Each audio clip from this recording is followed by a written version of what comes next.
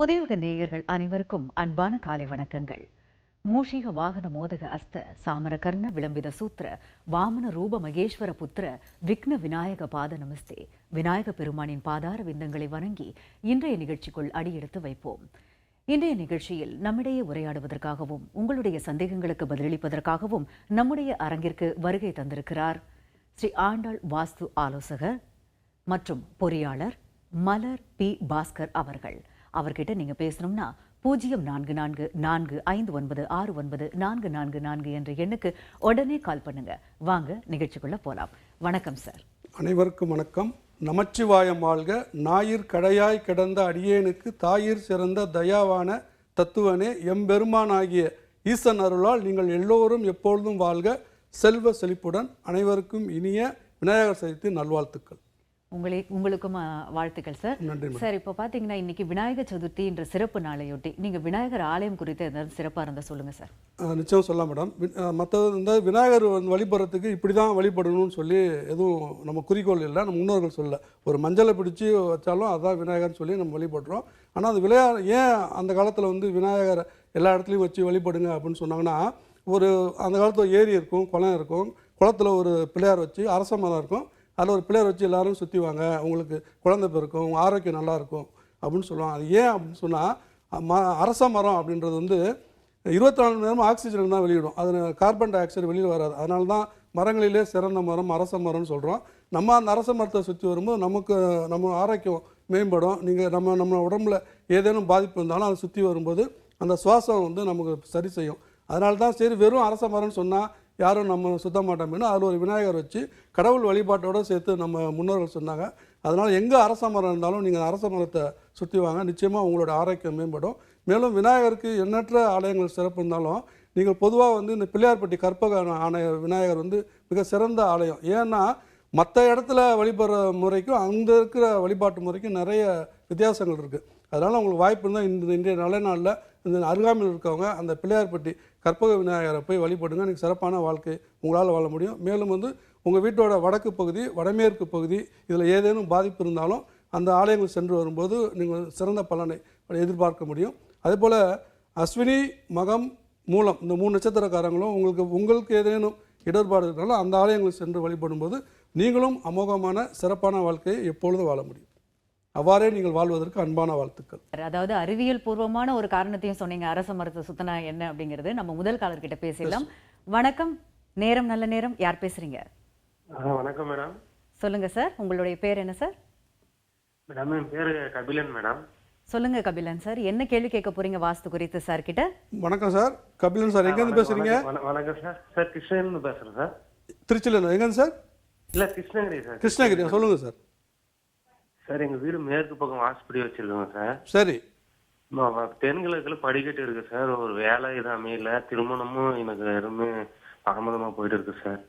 அமைய மாட்டேங்க. அது கிருஷ்ணகிரியில மலை இருக்குமே, உங்களுக்கு வடக்கு பக்கம் மலை இருக்கா உங்க ஏரியால? உங்க வீட்டுக்கு வடக்கு பக்கத்துல? வடக்கு பக்கமா? இருக்கு சார். இல்ல கிட்ட இருக்கா ரொம்ப தூரத்துல இருக்கா அந்த ஏரியா? கொஞ்சம் தூரத்தில் தான் சார் இருக்கு. அதான் உள்ள அது அந்த கிருஷ்ணகிரியில் அதான் சார் ஒரு பர்டிகுலர் இடத்துல மட்டும் வடக்கு பக்கம் மழை வரும். அந்த வீட்டில் அந்த ஏரியாவில் இருக்கவங்களுக்கு கொஞ்சம் பாதிப்பு இருக்குது. நீங்கள் வாய்ப்பு இருக்குன்னா அது போல் கிழக்குலையும் வடக்குலையும் மலைகள் இல்லாமல் வீடு செல்வது சிறப்பு சார். வேலை பாதிப்பு இருக்குன்னா நீங்கள் தென்கிழக்கு படிக்கட்டு போட்டதுனால உங்களுக்கு வேலை பாதிப்பு அதனால் நீங்கள் சொன்னீங்க. அதனால் இல்லை சார், உங்கள் வீட்டோட வடக்கும் வடமேற்கு பகுதி வடகிழக்கு பகுதி 3லையும் பாதிப்பு இருக்கும். அதை சரி செய்யும்போது நிச்சயமாக உங்களுக்கு வேலை கிடைக்கும் சார். கடவுளை முழுசாக நம்புங்க. அந்த பரிகாரத்துக்கு பின்னாடி போகாதீங்க. வீடை இன்றைக்கி இடிச்சுட்டா நாளைக்கே கிடைக்குமானா அப்படிலாம் யாரும் சொன்னால் அது இல்லை. வாஸ்துன்றது செட் ஆஃப் ரூல் தான். நீங்கள் மாற்றினா நடக்கும், ஓவர் நைட்டில் நடக்காது. நிச்சயமாக இன்றைக்கி இல்லை நாளைக்கு நாளான்னைக்கு நடக்கும். அதனால் நீங்கள் பரிகாரம் பின்னாடி போகாமல் கடவுளை முழுசாக நம்புங்க, அமோகமாக சிறப்பாக இருப்பீங்க. அவ்வாறு நீங்கள் இருப்பதற்கு அன்பான வாழ்த்துக்கள் சார். அழைப்புக்கு நன்றி Kabilan sir.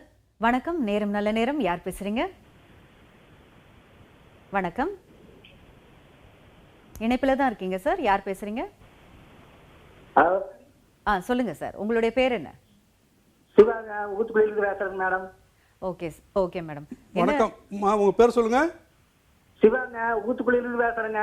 Uthukuli. Hello. Okay, உங்களுடைய கேள்வியை சொல்லுங்க. கண்டினியூவா கேளுங்க. பேசுங்க. உங்களுடைய கேள்வியை சொல்லுங்கம்மா. இல்ல பேசிட்டு இருக்காங்க வேற ஒருத்தர். பேசுங்க. உங்களுடைய கேள்வி என்ன வாஸ்து சார் குறித்து? கிட்ட கிளாஸ்க்குலாம் வந்திருக்கிறேங்க சார். சரிம்மா, சரி. அது எங்க இப்போ எல்லாம் பண வரவு கொஞ்சம் கம்மியாவே இருக்குங்க சார். தொழில் நம்ப இதோ ஓட மாட்டேங்குது. என்னங்க சார் பண்றது? என்ன வேலை நீங்கள் செய்கிறீங்க? நான் கட்டட மேஸ்திரிங்க. மேஸ்திரி வேலை செய்கிறீங்க நீங்கள்? ஆமா, மேஸ்திரி வேலை செய்யறேங்க. நம்ம சொக்கலிங்க சார் கிட்ட அங்கேயும் வந்திருக்க, புதுக்கோட்டை கிளாஸ்க்குலாம் வந்திருக்கிறோமுங்க. சரி சரி சரி. வாஸ்து பாக்குறதுக்கு அப்படியே லைட்டா போயிட்டு இருக்கிறேங்க. பணமே வரமாட்டேங்குது வீட்டுக்கு. வேலை தொடர்ந்து வருதா உங்களுக்கு? வேலை தொழிலே வர்றது இல்லைங்க. தொழிலே ரொம்ப கம்மியாயிருச்சுங்க. ஏன் கம்மியாச்சுன்னு தெரியுமா உங்களுக்கு? தெரியலைங்களா? நானும் இப்போ படிச்சுட்டு இருக்கிறேன். அங்க வந்து நம்ம கிளாஸ்க்கு வந்திருக்கிறேங்க. வீடு வடக்கு வாசல் வீடு. வடக்கு பார்த்த வீடுலாம் இல்லை, வீட்டு வடமேற்கும் தென்மேற்கும் பிரச்சனை இருக்கும் நீங்கள் கேட்குற கேள்விக்கு. இருந்தாலும் நான் உங்களுக்கு சொல்கிறேன் பாருங்கள். நீங்கள் என்ன ரேட்டுக்கு செய்கிறீங்க? நானும் கட்டட பொறியாளர், நான் உங்களுக்கு கேட்குறேன். என்ன ரேட்? நீங்கள் ரேட்டாக செய்கிறீங்களா கூலியாக செய்கிறீங்களா பில்டிங்கு? ரேட்டுக்கு கிடைச்சாலும் செய்யறது, கூலிக்கும் போறதாங்க சார். இப்போ நீங்கள் பாருங்கள், நீங்கள் வந்து வேலை இல்லைன்னு சொல்கிறீங்க. இங்கே சென்னையில் வந்து எனக்கு தரமான கொத்தனார், தரமான ஆள் வந்து எனக்கு கிடைக்க மாட்டுறாங்க. சும்மா நம்ம ஆளுங்களுக்குலாம் இல்லாமல் மேக்ஸிமம் ஹிந்திக்காரங்க தான் வந்து செஞ்சுட்டு இருக்காங்க. நம்மளோட ஸ்கில் வந்து நீங்கள் நல்லா டெவலப் பண்ணி அருமையாக வீடு கட்டினீங்கன்னா நிச்சயமாக உங்களை தேடியும் ஆள் வருவாங்க. அவ்வாறு நீங்கள் வந்து ஒரு ரேட்டு வந்து குறைச்சி செய்கிறேன் அப்படின்னு சொல்லாமல் அடுத்தவங்களுக்கு வர வேலையை நம்ம எதுவும் இழுத்துக்காமல் நமக்குன்னு என்ன வேலை வருதோ அதில் சரியாக செய்யும்போது நிச்சயமாக உங்களுக்கு தொடர்ந்து வேலைகள் வரும். அப்போ லேபர் உங்களுக்கு கீழே வேலை செய்கிறவங்களுக்கு சனிக்கிழமையானா கரெக்டாக சம்பளம் கொடுத்துருங்க, வாங்கி சம்பளம் கொடுங்க. அவங்கள அலைய விடாதீங்க. பணத்திற்காக நீ நாளைக்கு வா, நாளான்னைக்கு வா, நீ என்ன வேலை செஞ்ச அப்படின்னு சொல்லாதீங்க. ஒருத்தர்கிட்ட நீங்கள் ஒத்துக்கிட்டீங்க, நீங்கள் 1000 ரூபா உனக்கு கூலி தரேன் அப்படின்னு சொல்லிட்டு அவன் வந்து வேலை சரியாக செய்யலை, நான் வந்து உனக்கு கம்மியாக தான் விடுவேன், நீ வேலை சரியாக முடிக்க நாளைக்கு வா, நாளான்னைக்கு வா அப்படின்னு சொல்லாமல் இன்றைக்கி நம்ம ஒரு கமிட்மெண்ட், இன்றைக்கி நான் வேலைக்கு ஒருத்தர் கூப்பிட்டுட்டோம், 1000 ரூபா தரேன்னு சொல்லிட்டோம். அவன் வேலை செஞ்சாலும் சரி, சரியாக செய்யலைனாலும் சரி, அந்த காசை அவனுக்கு கொடுத்துட்டு இது போல் சின்ன சின்ன விஷயங்கள் நீங்கள் உங்கள் வாழ்க்கையில் கடைப்பிடிங்க. வேலைன்றது உங்களுக்கு தொடர்ந்து வந்துகிட்டே இருக்கும். அதுபோல் நீங்களும் உங்கள்கிட்ட வேலை செய்கிறவங்களுக்கு உதவி செய்யுங்க. நிச்சயமாக வேலை வரும் சார். உங்களுக்கு வேலை கிடச்சி பிரம்மாண்டமான கான்ட்ராக்ட் ஆகிறதுக்கு என் அன்பான வாழ்த்துக்கள் ஐயா. அழைப்புக்கு நன்றி சார். வணக்கம், நேரம் நல்ல நேரம். யார் பேசுறீங்க? வணக்கம், பேசுங்க சார். யார்? சொல்லுங்க சார், உங்களுடைய பேர்? மகாலிங்கம். மகாலிங்கம். எங்க இருந்து சார் பேசுறீங்க? மேட்பாளையம் மேடம். ஓகே சார், உங்களுடைய கேள்வி என்ன வாஸ்து குறித்து சார் கிட்ட கேளுங்க. வணக்கம் சார், மகாலிங்கம் சார், சொல்லுங்க சார். வணக்கம் சார். உங்களை பார்த்து எனக்கு ரொம்ப பெருமையா இருக்குதுங்க பேசும்போதும். உங்களிடம் பேசுறதும் ரொம்ப மகிழ்ச்சி சார். சொல்லுங்க சார். சார், தொழில் பண்ணாக்கா கொஞ்சம் லாஸ் ஆகுதுங்க. முன்னுக்கு நாள் தள்ளி போயிட்டு இருக்குதுங்க. என்ன தொழில் நீங்க பண்றீங்க? நான் காய்கறி விவசாயம் பண்ணிட்டு இருந்தேன் கஷ்டம். என்னங்க ஐயா? இப்போ விவசாயம் பண்ணிட்டு இருந்தேங்க. இப்போ வேண்டான்னு போட்டு காய்கறி வியாபாரம் பண்ணிட்டு இருந்தேங்க. காய்கறி வியாபாரம் நல்ல தொழில் தானே, நல்ல லாபம் கிடைக்குமே. இல்லைங்க, லாஸ் ஆகுது சாமி. அதுக்கு ஹோட்டல் வைக்கான மனசில் வச்சுட்டு இருக்கிறீங்க ஐயா. இங்க பாருங்க, காய்கறி வந்து நிறைய லாபம் கிடைக்கிற தொழில். நீங்க அதாவது நீங்க கொடுக்குற இடம் வந்து சரியில்லைங்க ஐயா. அதனால நீங்க கரெக்டா உங்களுக்கு எங்கே தேவை இருக்கோ அங்கே நீங்க கொடுத்தீங்கன்னா நிச்சயம் லாபம் கிடைக்குங்க ஐயா. அதுபோல் நீங்கள் அதை ஒரே இடத்துல இங்கே காய்கறி இருக்குது, நான் வீட்டுக்கு பக்கத்துலேயே கொடுக்கணும் அப்படின்னு சொன்னால் அது வந்து சரியாக இருக்காதுங்கய்யா. நீங்கள் என்ன காய் உற்பத்தி பண்ணுறீங்க, விவசாயம் பண்ணுறீங்க, அதுக்கு எந்த இடத்துல ரொம்ப டிமாண்ட் இருக்குது, அப்போ அந்த இடத்துக்கு நீங்கள் அனுப்புனீங்கன்னா உங்களுக்கு நிறைய லாபம் கிடைக்குங்கய்யா. நீங்கள் வந்து நல்ல ஆலோசனை நீங்கள் அட்டையை கேட்டுட்டு அந்த எந்த இடத்துல டிமாண்ட் இருக்கோ அதுக்கு உங்கள் காய்கறியை சப்ளை பண்ணுங்கய்யா. நிச்சயம் லாபம் கிடைக்குங்க. அதாவது விவசாயத்தில் இன்றைக்கி வேணால் உங்களுக்கு வேணால் அப்படிங்க சொல்லுங்க ஐயா. இன்னும் வருங்காலத்தில் வந்து விவசாயிகள் இந்த மாதிரி இடம் வச்சுருக்கவங்க தான் மிக பிரம்மாண்டமான வாழ்க்கையை வாழ முடியும். அதனால் வந்து நீங்கள் செய்கிறத இன்னும் கொஞ்சம் ஃபைன் டியூன் பண்ணிங்கய்யா. இந்த மாதிரி நீங்கள் யார்ட்டையும் கூப்பிட்டு கேட்க மாட்டீங்க, உங்களுக்கு நேரமே இருக்காது, அந்தளவுக்கு உங்களுக்கு வியாபாரம் வரையா. அது போல் வியாபாரம் செலுத்தி நீங்கள் எல்லோரும் பிரம்மாண்டமான வாழ்க்கையை வாழ்வதற்கு அன்பான வாழ்த்துக்கள் ஐயா. வணக்கம், நேரம் நல்ல நேரம். யார் பேசுறீங்க? ஹலோ, நாங்கள் கன்னியாகுமரி மாவட்டத்துல இருந்து லட்சுமின்னு பேசுறோம். சொல்லுங்க லட்சுமி அம்மா, என்ன கேள்விமா கேட்க போறீங்க வாஸ்து குறித்து இன்னைக்கு? அம்மா வணக்கம்மா. லட்சுமி அம்மா சொல்லுங்க. ஒரு விநாயகர் கோயில் கட்ட போறோம், அதுக்கு என்ன இதெல்லாம் பண்ணணும் பண்ணக்கூடாதுன்னு சொல்லி தருவீங்களா? அம்மா நீங்கள் புதுசாக கோயில் கட்ட போறீங்களா நீங்கள்? ஆமாம்.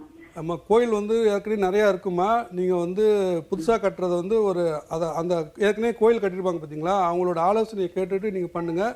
இருந்தாலும் பழமையான கோயிலுக்கு இந்த மாதிரி புதுசாக கட்டுறதை விட்டுட்டு நம்ம பழமையான கோயிலுக்கு நம்மளால் உதவி செஞ்சால் பிரம்மாண்டமாக இருக்கும். ஏன்னா ஏகப்பட்ட ஆலயங்கள் இருக்குது நம்ம தமிழ்நாட்டில். அப்படி முடிஞ்சால் உங்களுக்கு செய்ய, இல்லை நான் கோயில் கட்டி தான் ஆகணுன்னா அதுக்கு வந்து ஏற்கனவே கோயில் கட்டினவங்கள்ட்ட அந்த சிற்பி இருப்பாங்க, அந்த ஸ்தபதி இருப்பாங்க, அவங்கள கேட்டுட்டு அவங்க என்ன வழிமுறை சொல்கிறாங்களோ அதுபடி என்ன கேளுங்கம்மா.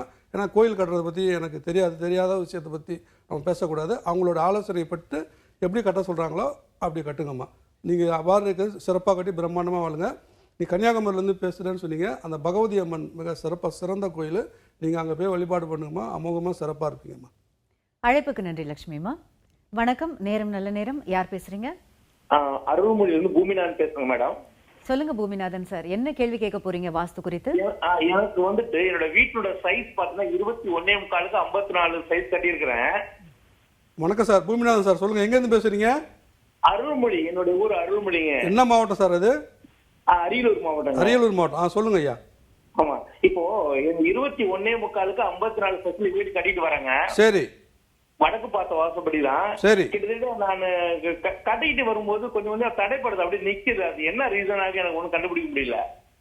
தடைப்படுதுன்னா செப்டி டேங்க் முதல்ல எடுத்துட்டீங்களா? வடமேற்குல சேஃப்டி டேங்க் இன்னும் நான் கட்டவே ஆரம்பிக்கல. ஆமா. எந்த இடத்துல நீங்க டிசைட் பண்ணிருக்கீங்க செப்டி டேங்க் போடணும்ட்டு? நான் வந்துட்டு வட மேற்குல போய்க்கலான் இருக்கேன். ஓகே. அங்க எதுவும் பள்ளம் பண்ணல நீங்க? இன்னும் பண்ணலங்க. ஆளுங்க தங்க வைக்கிறதுக்கு செட் என்ன போட்டிருக்கீங்களா பக்கத்துல? இல்ல, எந்த செட் எதுவும் போடலங்க. ஒண்ணும் இல்ல.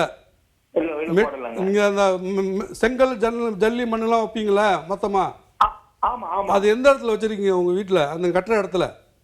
கட்டினதுக்கு முன்னாடி, வீட்டுக்கு முன்னாடி தான் போட்டிருக்கேன். அது எந்த திசை எந்த பகுதி கரெக்டா சொல்லுங்க. வடக்கு பக்கமா தான் இருக்குது. வடக்கு பார்த்த வாசப்படி தான் வச்சிருக்கிறேன். வடக்கு தான் கொட்டி இருக்கேன் நான். வடகிழக்கு பக்கமா இருக்கா வடமேற்கு பக்கமா இருக்கா? வடமேற்கு சென்டரா இருக்கு. என்னோட வீட்டு கட்டியிருக்கும் சென்டர்ல தான் இருக்குது. சரி, ஓகே. ஐயா இங்க பாருங்க, வீடு தடைப்படுதுன்னா லேப், அதாவது உங்க பணம் கம்மியா இருக்குதா இல்ல ஆட்கள் வர மாட்டாங்களா? என்ன ரீசன் அடுத்து சொல்லுங்க. இப்ப இல்ல, அம்மா 2021 இறந்துட்டாங்க. கொஞ்சம் தடைப்பட்டுச்சு, அப்படியே நிப்பாட்டின கொஞ்சம் வேலையை. சரி. அதுக்கப்புறம் இப்போ ரீசெண்டா வேலையை ஆரம்பிக்கலாம்னு ஸ்டார்ட் பண்ண அப்பா இறந்துட்டாங்க. சரி. இவங்க எல்லாம் உடம்பு செய்யாம தான் இருந்தாங்க. அது காரணம் அதுதான். ஐயா இப்போ நீங்கள் ஒரு கேள்வி கேட்குறீங்க. நான் ஒரு இடத்த பார்க்காம நான் உங்களுக்கு ஆலோசனை சொல்கிறது அப்போ சரியாக இருக்காது. நீங்கள் வீடு கட்டுறதுக்கு முன்னாடியே எல்லாம் அந்த இடம் தவறாக இருக்கா சரியாக இருக்கா அப்படின்னு சொல்லி ஒரு சிறந்த ஆலோசகரை கூப்பிட்டு, ஆண்டாள் எங்கள் சண்முகம் இருக்கார் பக்கத்தில் தான், உங்கள் மாவட்டத்துக்கு பக்கத்தில் தான், அரியலூர் பெரம்பலூரில் இருக்கார். அவரை கூப்பிட்டு பாருங்கள். வீட்டில் நீங்கள் கட்டுற இடத்துல எதனா தவறு இருக்குது, அதனால தான் பாதிப்பு இருக்குது அப்படின்னு சொன்னால் அதை சரி செஞ்சுட்டு அதை சரி பண்ண முடியுமான்னு பாருங்கள். முடிஞ்சிட்டு கட்டுங்க. இல்லை எனக்கு நான் வாஸ்துலாம் பார்க்க மாட்டேன், நான் கட்டுவேன் அப்படின்னு சொன்னால் அதுக்கு ஒரே கோயில் திருச்செந்தூர் முருகனை பிடிச்சிங்க. முருகர் தான் அல்டிமேட்டு வீடு கட்டுற சம்மந்தமாக. நீங்கள் முருகர் வழிபாடு ரெகுலராக போயிட்டு வாங்க. முடிஞ்சால் பௌர்ணமிக்கு போயிட்டு நைட்டு கடலில் தங்கிட்டு வாங்க. முருகரை கெட்டியாக பிடிங்க. பரிகாரம் கிடையாது. இந்த ஜோசியக்காரர் சொன்னால், அந்த வாஸ்துக்காரர் சொன்னான்னு சொல்லி இதையும் மாற்றாமல் கரெக்டாக நான் சொல்கிறத உள்வாங்கிட்டு நீங்கள் கேட்குற கேள்விக்கும் அந்த திருச்செந்தூர் மண்ணுக்கு நெருங்கிய தொடர்பு இருக்குது. அங்கே போயிட்டு உங்கள் வேலையை ஆரம்பிங்க. நீங்கள் இருக்கிற இடம் சரியானு ஒரு தடவை செக் பண்ணிக்கோங்க. நீங்கள் அதுபோல் செக் பண்ணிவிட்டு முருகரோட அருளால் நீங்கள் சிறப்பாக பிரம்மாண்டமான வீடு கட்டுவதற்கு அன்பான வாழ்த்துக்கள் ஐயா. அழைப்புக்கு நன்றி. வணக்கம், நேரம் நல்ல நேரம். யார் பேசுறீங்க? வணக்கம். வணக்கம், யார் பேசுறீங்க? ஓகே சார், நேயர் இணைப்பில் இல்லைன்னு நினைக்கிறேன் சார். இப்போ நீங்கள் கழிவுநீர் தொட்டியை பற்றி ஒரு நேர்கிட்ட பேசிட்டு இருந்தீங்க. அந்த கழிவுநீர் தொட்டி இத்தனை தான் அமைக்கணும் அப்படிங்கிற எண்ணிக்கை ஏதாவது இருக்கா? எண்ணிக்கை இல்லை மேடம், இடத்தை பொறுத்து தான். நம்ம வீட்டில் கழிவுநீர் தொட்டி மினிமம் ஒரு 6 அடியாவது அகலம் இருக்கணும். நீட்டு ஒரு 10 அடி இருக்கணும். ஆழம் ஒரு 5 அடி போகலாம். ஒரு சிலர் என்ன பண்ணுவாங்க, கழிவுநீர் தொட்டி நம்ம எடுக்க வேணாம் அப்படின்னு சொல்லி ஆழமாக போட்டுருவாங்க. இடம் இதுதான் இருக்குது அப்படின்னு சொல்லி ஒரு 10 அடிக்கு மேலே ஆழமாக போட்டுருவாங்க. அதுபோல் வடமேற்கு பகுதி ரொம்ப ஆழப்படுத்தக்கூடாது. இடம் இல்லை, நமக்கு இடம் குறுகலாக இருக்குது அப்படின்னு சொன்னால் அதாவது தண்ணியை மேக்சிமம் அந்த கழிவை பூமிக்குள்ளே அனுப்பாமல் நம்ம வெளியில் எடுத்துகிட்டு போகிறது தான் சிறப்பு. அப்படின்னா பயோசெப்டாங் இப்போ வந்திருக்கு. அதுக்கு பாக்டீரியா கொடுக்குறாங்க. அந்த பாக்டீரியா உள்ளே போட்டால் சாப்பிட்றதுன்னு சொல்லி தண்ணி மட்டும் வெளியில் வருது. அந்த தண்ணியை நம்ம கார்டனுக்கு யூஸ் பண்ணிக்கலாம். அதுக்கு இடம் ரொம்ப பெருசாக தேவைப்படாது. ஒரு 4 அடி அகலம் இருந்தாலும் போதும், ஒரு 5 அடி ஆழம் இருந்தால் போதும், நீட்டு ஒரு 12 அடி இருந்தால் போதும். இது போல் நம்ம செப்டி டேங்க்ன்றது கழிவு தானே அப்படின்னு சொல்லி நம்ம இப்போ பண்ணுறோம். அந்த கழிவை சரியான முறையில் வெளியேற்றினா நம்மளோட ஆரோக்கியம் பாதிச்சிடும். ஆரோக்கியம் வெளியில் போக ஆரம்பிச்சிடும், ஆரோக்கியம் பாதிச்சிடும். அதனால் கழிவுநீர் தொட்டி அமைக்கும்போது சரியாக பார்த்து அமைங்க. ஒரு வீட்டோட எந்த வீட்டுக்குள்ளே கழிவுநீர் தொட்டி வரக்கூடாதுன்னா அப்போ நம்ம வச்சு தான் ஆகணும். அப்போ மற்ற முனைகளை வைக்கிற பாதிப்போட வடக்கு மேற்கு சந்திக்கக்கூடிய இடத்துல வடமேற்கு பகுதியில் கழிவுநீர் தொட்டி அமைக்கும்போது ஒரு சிறு பாதிப்போடு நம்ம தப்பிச்சுக்கலாம். அதனால் வந்து நீங்கள் கழிவுநீர் தொட்டி அப்படின்னு சொன்னால் வடமேற்கு பகுதியில் அமைங்க.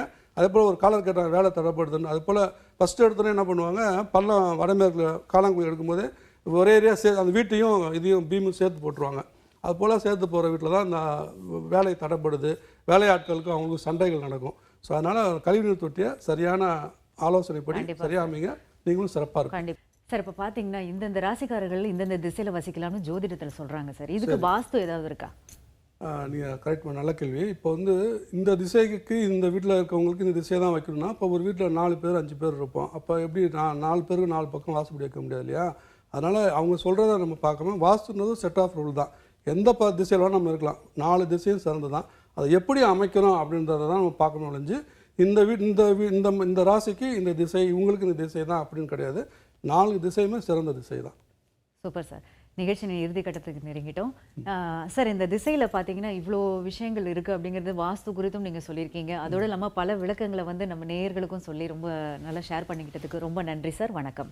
ரொம்ப நன்றிமா. நிகழ்ச்சியை பார்த்து கொண்டிருக்கும் நீங்கள் அனைவரும் நீங்கள் ஆனந்தமான, ஆரோக்கியமான, செல்வ செழிப்பான, பிரம்மாண்டமான வாழ்க்கையை இப்பொழுதும் எப்பொழுதும் வாழ வேண்டும் என்று நாங்கள் வணங்கும் ஆண்டாள் அம்மாவையும் திருச்செந்தூர் முருகனையும் வணங்கி வேண்டிக் கொள்கிறேன். இதுவும் கடந்து போகும், எதுவும் கடந்து போகும், எல்லாம் நன்மைக்கு, மகிழ்ச்சி, சர்வம் கிருஷ்ணார்ப்பணம்.